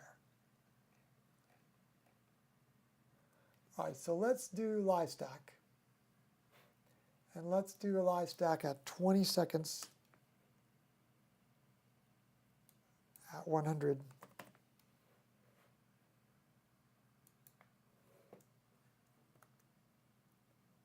Now let's start looking at in our planetarium software, let's start looking at our star pointers. So here's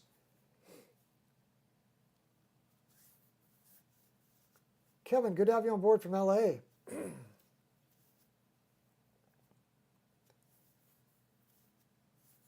You've got Griffith Observatory there, don't you? All right. There should be a very, very bright star on the left that's got a kind of a double with it. So let's find that first, just to get organized. Oh, it says live stacking is paused. That's weird. I bet it's because we need to clear the live stack.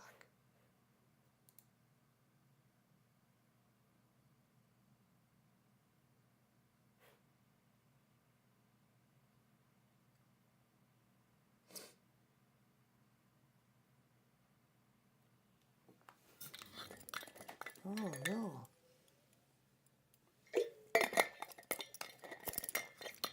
Maybe you think this crazy reticle somehow messes it up.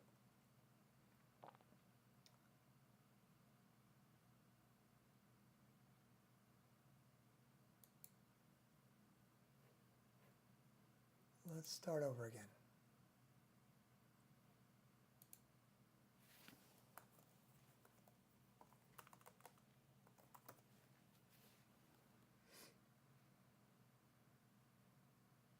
Let's get rid of this reticule.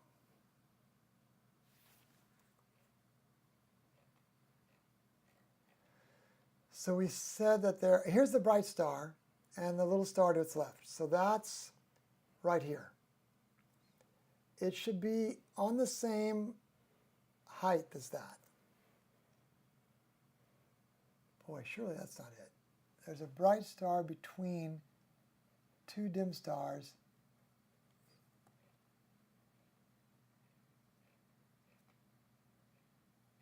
Wow, surely that's not it.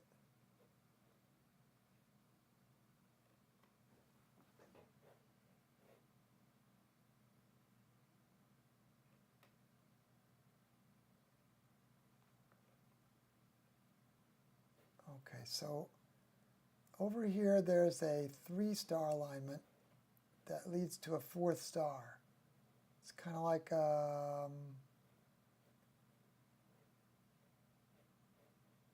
little obtuse triangle.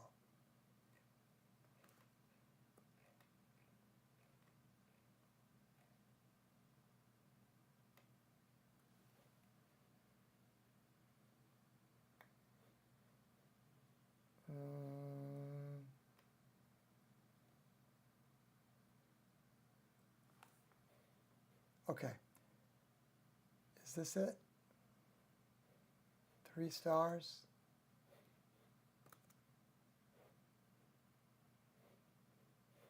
Leads to a 4-star?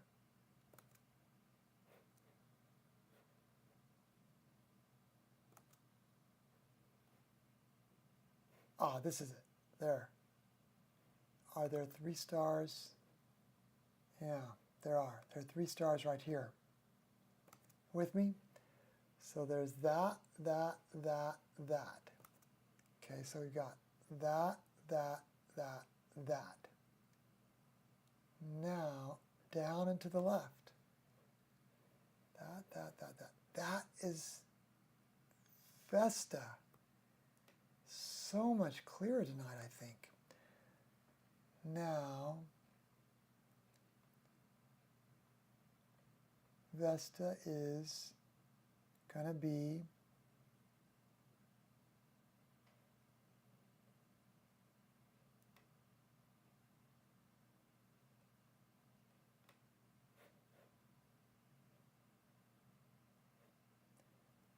see how we went this, and now look at that bright star there. It should be halfway in between.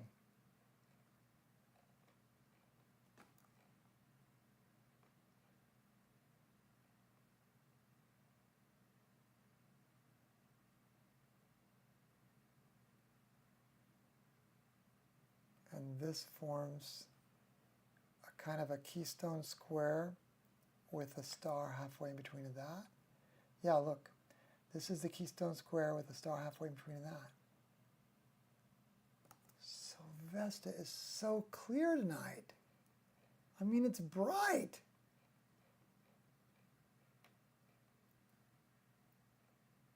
It does look distinctly disk-like, doesn't it? In fact, it also looks oval. Can you see it? It's not round. Now this has my curiosity up. If we go out to look at Vesta,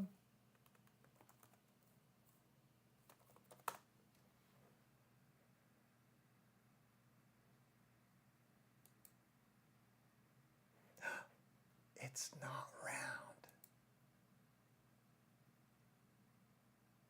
It's oblong. That's so fun. You could see that it was oblong in the field of view before we went and looked at it.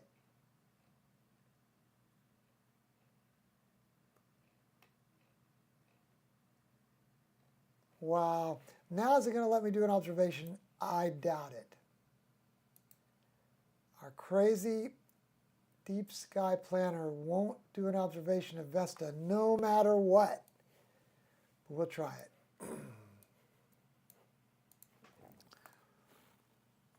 Wow.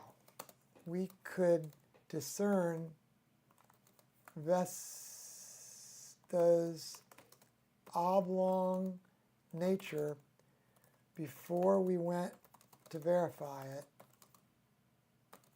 in the wiki picture. Very disc-like. Okay, I'm going to say okay. Yeah, it doesn't work. It's broken. Oh well.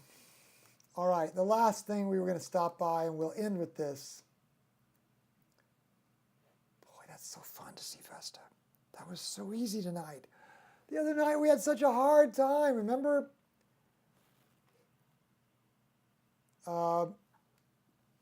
Alt-B brings up this list again. Is just end with Andromeda.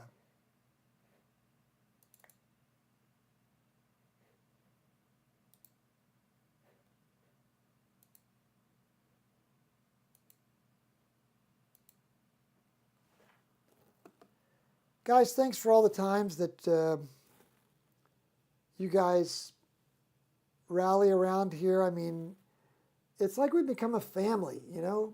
You know who we didn't have on tonight was Stu. But it was nice to have you back, Larry. And Kevin, good to have you aboard. It was great to have Dean. Ricky was here. Quantum Space. And Scott, good to have you. And VW Blue Sky. And then we had all of the usual suspects like Ray and Tiffany and Ricky. But we didn't see Stu tonight. I hope he's okay. Anyway, for context, Andromeda is pretty high tonight. Look, there's the meridian. It's just north of west. Okay, so we'll go over to the live view and back way off and do a plate solve. And I think I can see it, something over here. We try to do this once a week, actually, if weather permits. And boy, we've had lots of cloudy weather recently. So it's ended up being sometimes like once every 13 days or so. Once again, if you have not yet subscribed, we'd like to invite you to do that. Don't forget you can stop by Emerald Hill Skies and visit there. We finished the Herschel 400 list the other night, so that was fun. Of course, we finished the Messier list. We're still working on Caldwell Secret Deep, I think it's called, and Hidden Treasures. We're picking away at those as the seasons go by. Okay, so we're going to start. This is Andromeda Galaxy. We'll call it M31. And we'll live stack that. Right there in the center of the frame, you can see just the fuzziest little startup.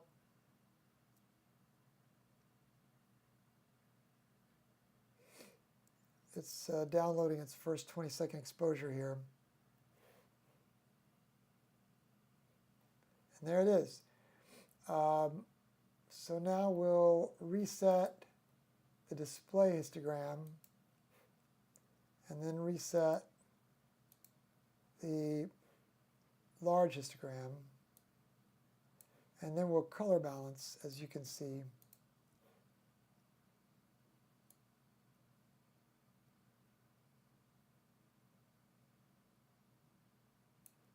And then we'll start dialing up the mids. That's 40 seconds. So at 40 seconds, you can already see dust trails. This thing is so beautiful and bright. So this is where a RASA really shines. In a RASA, you can see we're going to be able to pick up from one end of this galaxy all the way over to the other. You can pick up M31, M32, M110, all in the same frame. So, you know, it's like a trade-off. Do you want wide frame beauty of Andromeda, or do you want looking through a soda straw beauty of, you know, Saturn? And of course, the ideal thing is like Ray. He's got both scopes. In fact, you got 3 scopes that you've told us about, Ray. A 16-inch Dob, a 9¼ inch Schmidt Cassegrain with focal length over the top, 21-something 100 millimeters. Your Dob's got 1800 millimeters, and you have a RASA 8 as well. And you were imaging M31 when you started tonight. You're saying here, I bet you were using the RASA. Astronomy and cats. Doesn't get any better than that, Ricky says. Because Tiffany is here with us with the Shih Tzu and the cat. Tiffany, thank you for making it a lovely evening. Ray, it was a little bit different, wasn't it? We did planets instead of deep sky, but that's because we're working on this cosmic challenge. And so it's kind of a nice departure, huh?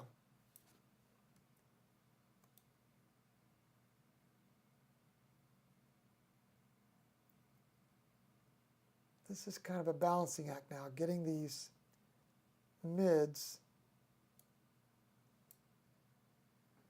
So that's 2 minutes and 40 seconds. Look, we can see dust lanes here, dust lanes here.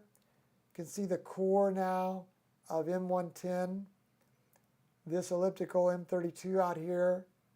You can see dust lanes in the interior now after 3 minutes. Oh my goodness, Ray has 10 scopes.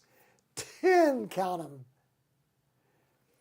Emerald Hill Skies has 1 telescope, and it's more than I can handle. You guys, thanks for being with us tonight.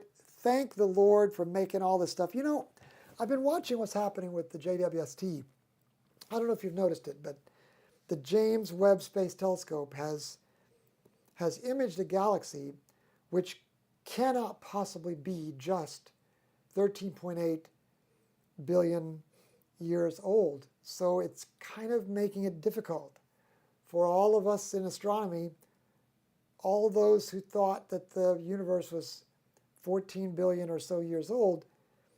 But that's why on Emerald Hill Skies, we usually say the apparent age is such and such, because you can only describe age in relationship to what the appearance of the universe is, and even the appearance of the universe is a guess. The universe is not a clock, and the Bible's not a clock. So the JWST is upending our understanding of the age of the universe. Stay tuned, because even the last 6 months, all that has changed. We don't understand how these galaxies can be this size and that apparent far, and how they can be 13.8 billion years. It basically broke what we thought, what astronomers thought that they'd figured out about the age of the universe. Now, I know the Bible adds up, and people try to add it up. I've always said, don't treat the Bible as a clock either, because the Jews didn't do their genealogies straight up. You know, they left people out if they were a horse thief. They didn't even list them in their genealogy. So you can't go by those genealogies and expect to make a Bible clock. But nor can you bet on what so many big shot astronomers were so bigoted, and I'm going to use the word bigoted because they were so condescending. And remember some of those astronomers who died thinking they'd figured out the age of the universe. And boy, does the JWST tell us that we were wrong. So, thanks to God for making all these mysteries. Thanks to God for making this beautiful Messier 31 Andromeda galaxy together with Messier 32 and Messier 110. Thank you for joining us tonight. And Tiffany is saying, star party at Ray's house so we can take a look through all 10 scopes. Ray says, I'm ready. Let's head to Colorado. God bless you guys. Have a great evening. We'll call it a night, but boy, it's hard to hang up sometimes because you guys are all family. And thanks for being here. Talk to you later. See you soon. Have a good evening. God bless from Emerald Hill Skies.